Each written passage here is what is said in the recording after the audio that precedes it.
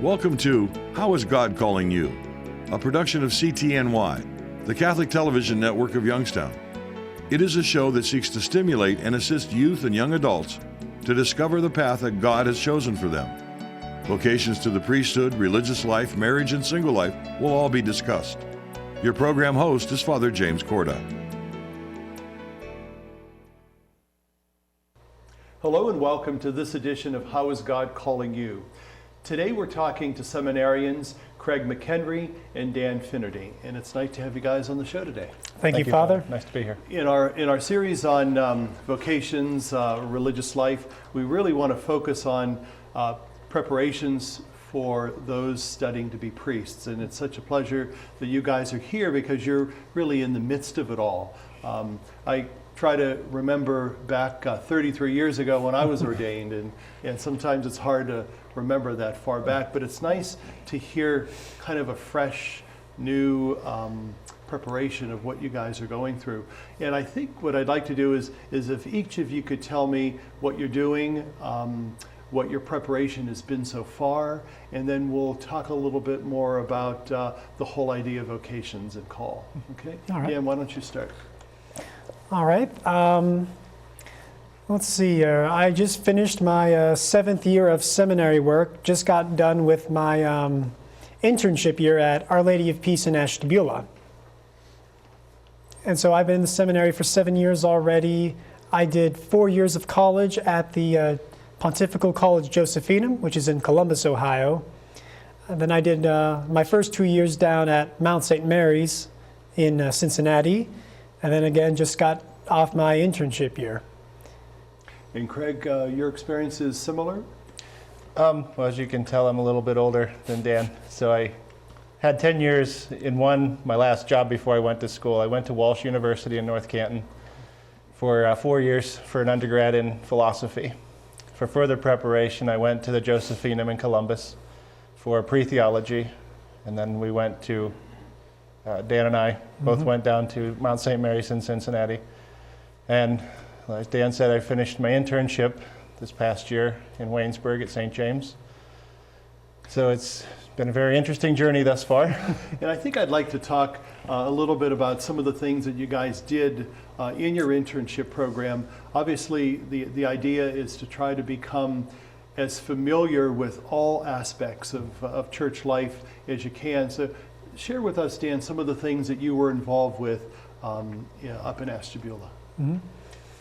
Well, more generally, I was involved. Our parish just this past October was the result of a merger of 3 separate parishes.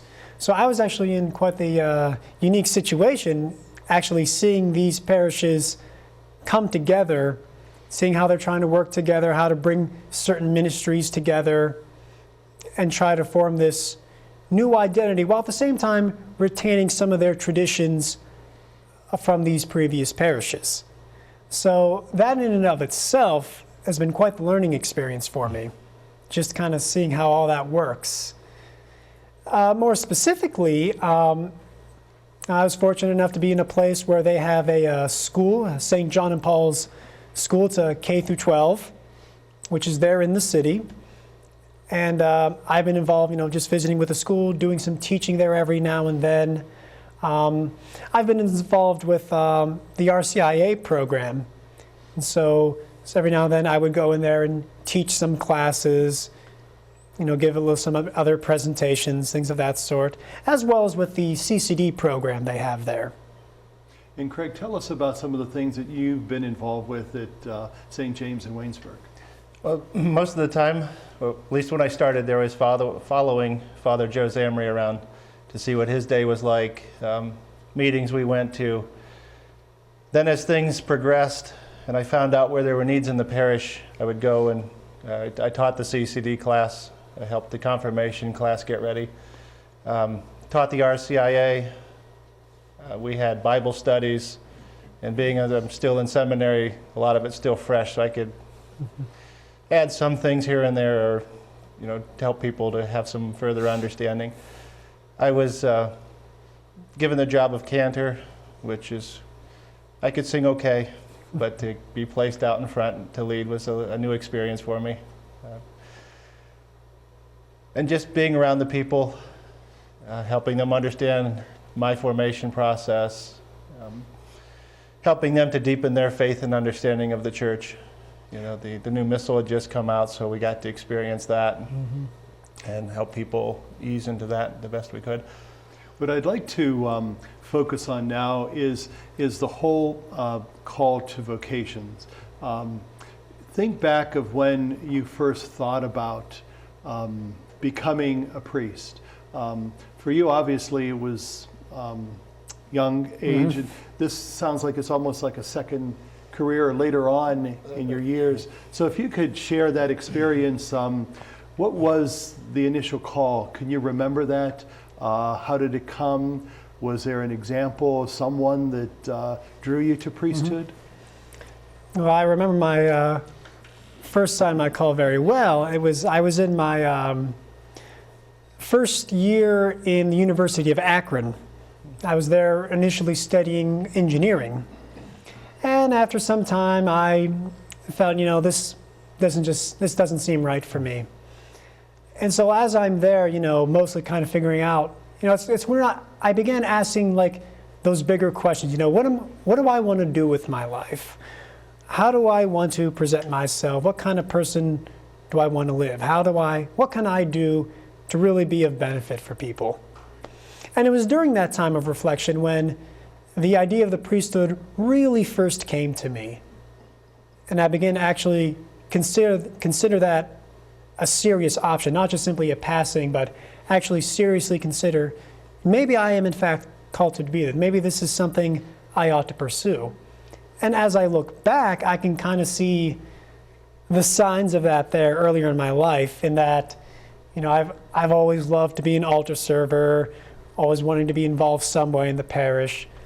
So looking back on that, I see those signs there, and then when I was in that first year of college is when I really began to consider it. And Craig, what's been your experience?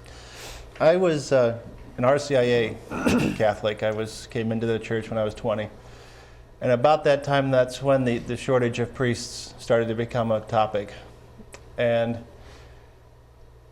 of course, we had the covering of vocations in our classes, and I thought, well, doesn't hurt to ask. I never understood that God had something He wanted us to do. And lo and behold, the answer came back as a yes. And I started talking to people and praying more about it. And as Dan says, the thought of serving the church in that capacity was very appealing. And because I was an RCI Catholic, I didn't have the appreciation that Dan had at that age. So it took some time for me to build up to it, to actually be ready to step into it. And I had some priest friends who were very supportive, helped me to understand what they went through discerning. And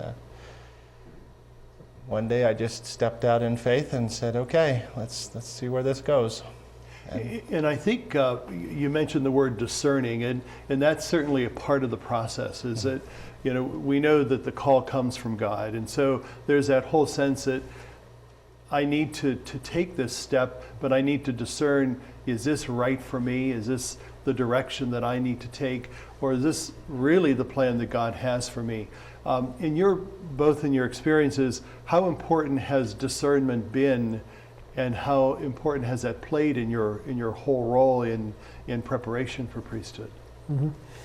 Well, when I initially got the call, I knew I was called to serve the church in some capacity. At the time, though, I really wasn't sure how or what kind. Did that mean the priesthood? Did that mean some type of religious life, or maybe even the permanent diaconate later down the road? That I wasn't sure. So I thought about it. I talked to my pastor about it, and that's when he told me, he's like, well, Dan, I'm thinking maybe you should pursue the diocesan priesthood. And he told me about this live-in weekend at the Josephinum. So I went down there, I visited, and I was very impressed by the young men who are already there in the program. And so I decided, you know what, I want to pursue this. And one thing I learned, and one thing they always told us, when you get into the seminary, discernment continues. It's not as if you enter in and it's a done deal. A discernment process you go throughout with your formation advisor, with your spiritual director, and just with the support of the men there at school to help you along. And that's been your experience, Craig? Yes, very much so.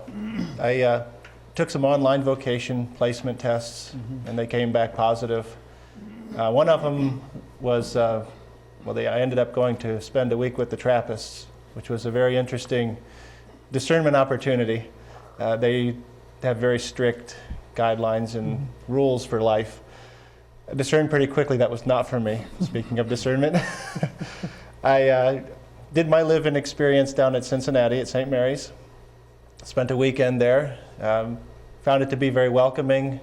They helped us to appreciate what the seminary was about. And as Stan mentioned, discernment, I would say for me, really kicked in seminary. I had discerned as far as I could outside of seminary that I think this is what I need to do. But there were questions that just couldn't be answered until I spoke with the vocations director, had some discernment weekends with the diocese. And then when you get to seminary, you get a broader view of what's going on and the potential. And there are people there, experienced people that God has placed there to help you discern, which was, I didn't quite appreciate until I got there. You think you're there to get beat up on, and that wasn't it at all. They take you by the hand, and if you need it, let's look over here, what do you think? Over here, what do you think? It was very helpful, definitely. We're coming down to the last 2 minutes of our time for our first segment, so we're going to take a break in a minute, but I'd like us to talk briefly about the support and the role of family that plays in our whole discernment and formation process, because obviously family and friends are important and are important support to us in this whole process. Has that been your experience? Well, I consider myself very blessed in that when I first told my parents about, I think I'm called to be serving the church, they were very supportive from day one. In fact, they said they weren't surprised, so they saw something that I didn't at the time. So I've been very blessed to have their support throughout the whole time. Many of my friends and family, they showed excitement. It's like, oh wow, a priest in the family. And so I've been very fortunate just to have that kind of support and continue to this day. We're going to be taking a break, and then the first thing we're going to do is ask you, Craig, about the family support and the friend support, because that really is kind of crucial, not only in fostering the vocation, but I think also sustaining it as well. So we'll get back to that in a moment. Please stay with us. We'll be right back.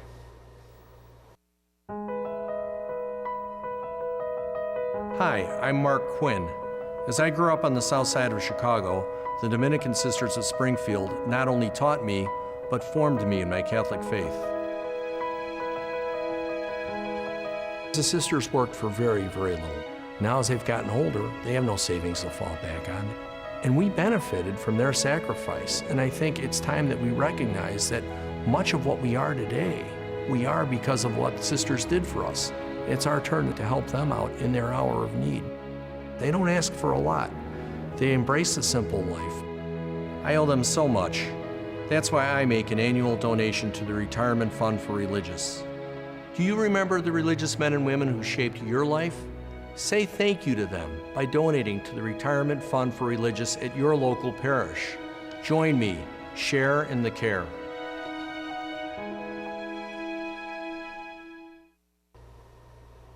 Welcome back to our show, How is God Calling You? I'm talking with seminarians Craig and Dan.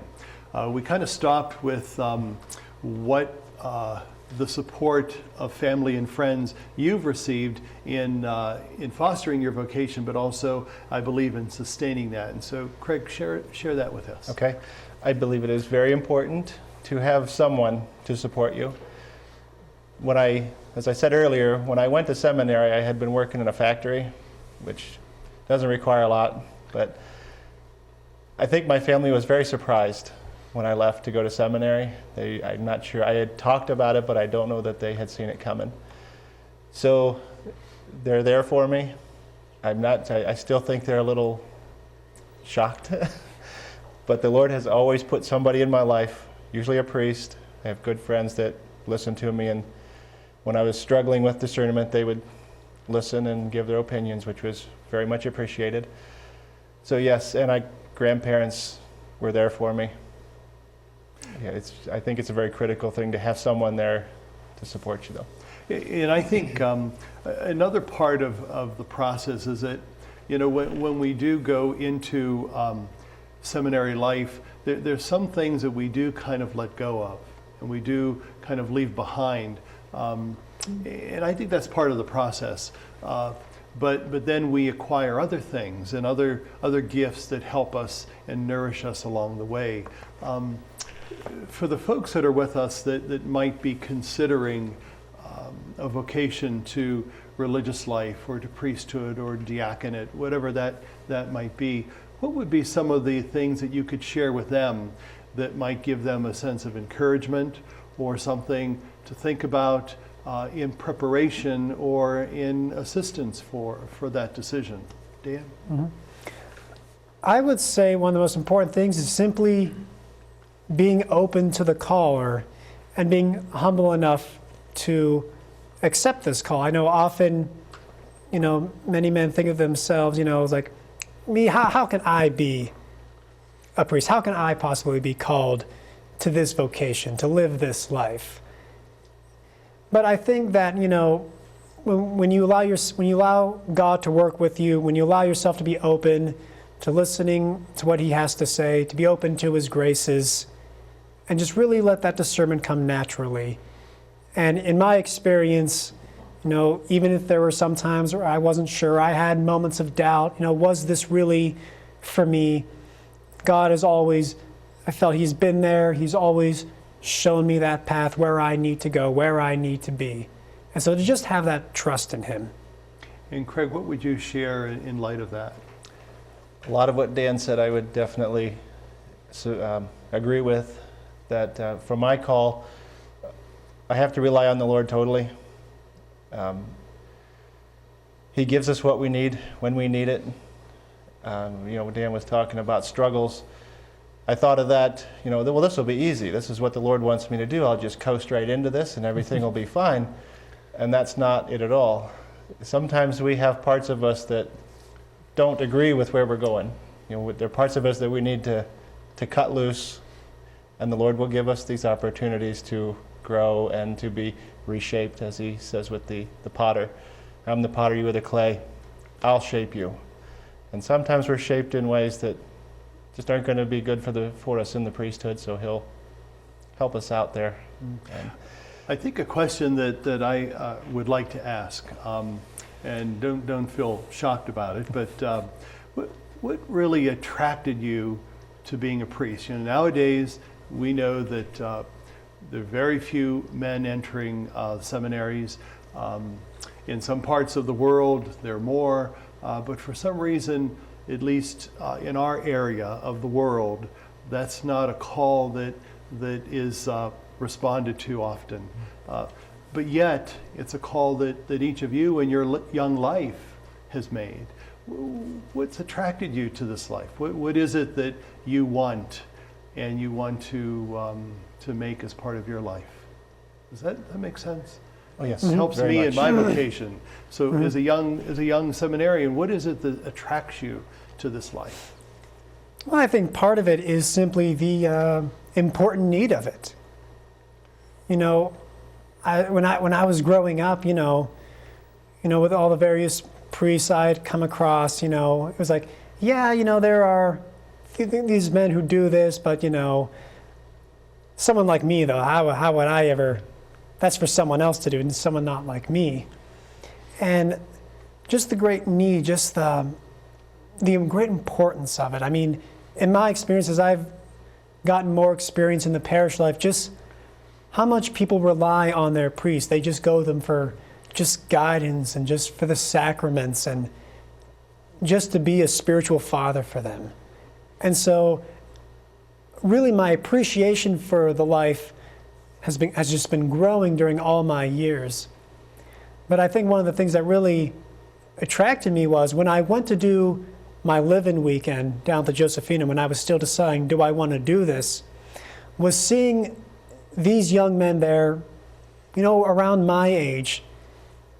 And it was just a huge relief that it's like, I'm not the only one who's thinking that. There are other people out there, people like me, people who've had their own discernment, their own different experiences, still saying yes to this life. And, if they can say yes, then certainly I can do the same thing. And Craig, why this time? What's attracted you to the priesthood? The biggest thing for me is just to say yes to the Lord. I had gone through a pretty powerful conversion experience, and finding out that He has a plan for us, and He created us to fulfill this part of His plan was the biggest thing for me. Anytime I would consider leaving or doubting my call or saying this is too hard, or the Lord would always come back with, if you don't do it, who will? This is what we already know, that the guys aren't choosing this very frequently. And He's shown me this time and again that if I trust Him, He gives me what I need, and somebody's going to benefit from it. And not only do I see others being blessed, but I'm blessed myself in return when I see Him use me. And the part that's humorous in a way is to see, like a week or a month later, somebody will come up, that one thing you said changed everything for me. Thank you so much. And it's humbling that the Lord would use me to work in people's lives like that, to help them heal and draw closer to Him. The one word that oftentimes comes to mind when we're talking about a religious vocation or a call to the priesthood is the whole question of commitment. Nowadays it's really hard to commit to something or to someone. And what in your experience has been that sense of commitment, and how important is that whole process of committing yourself to this whole venture? That's obviously an important part of it. Mm-hmm.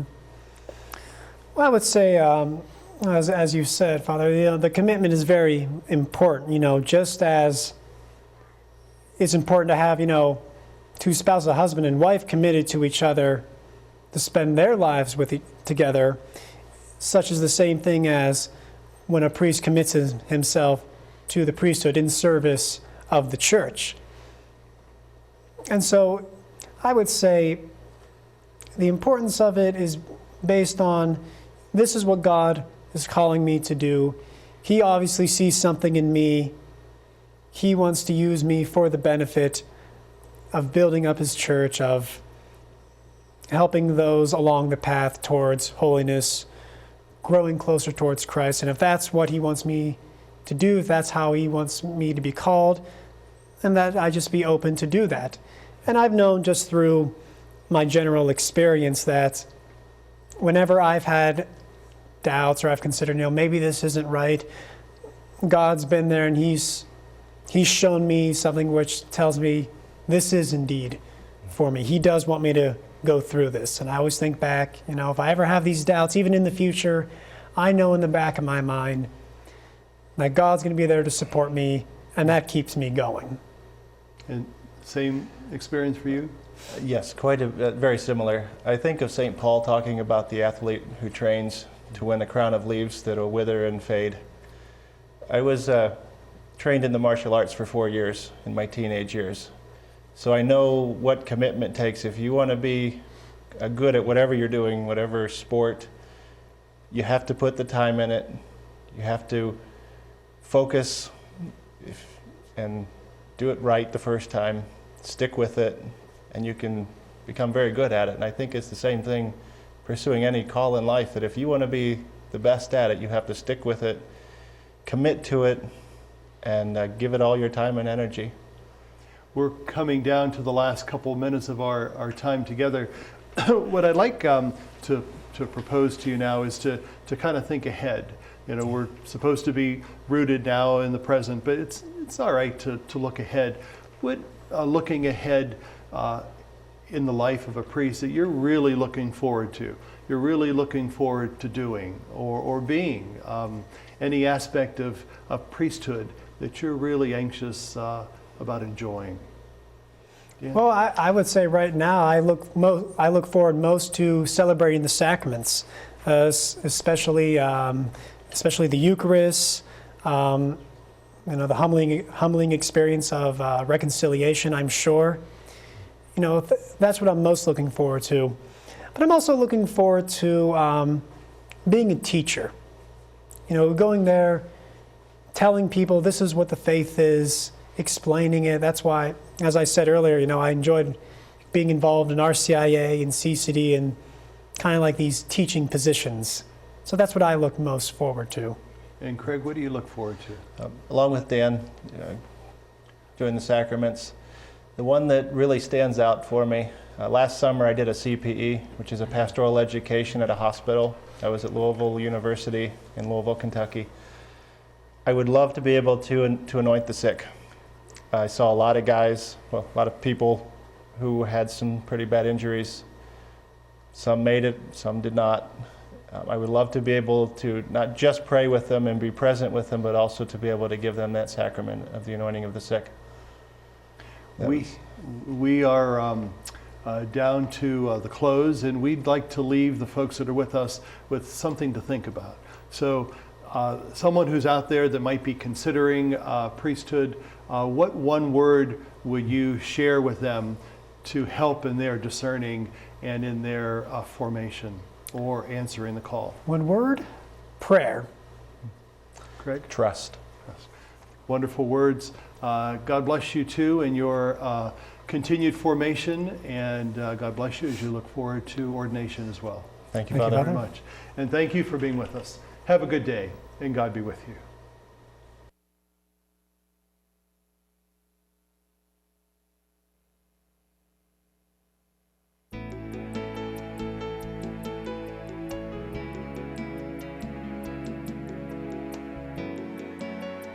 How is God Calling You is a production of CTNY, the Catholic Television Network of Youngstown.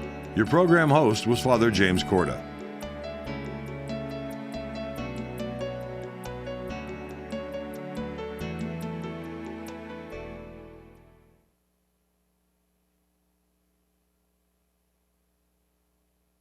Johnsons enjoy Friday dinners out. Nothing fancy, just time together to reconnect as family. They make sure others eat as well.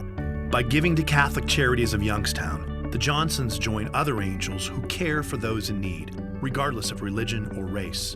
Show your wings with a gift to Catholic Charities, changing lives one family at a time, providing housing, emergency financial assistance, senior services, and more. Give now at ccdoy.org.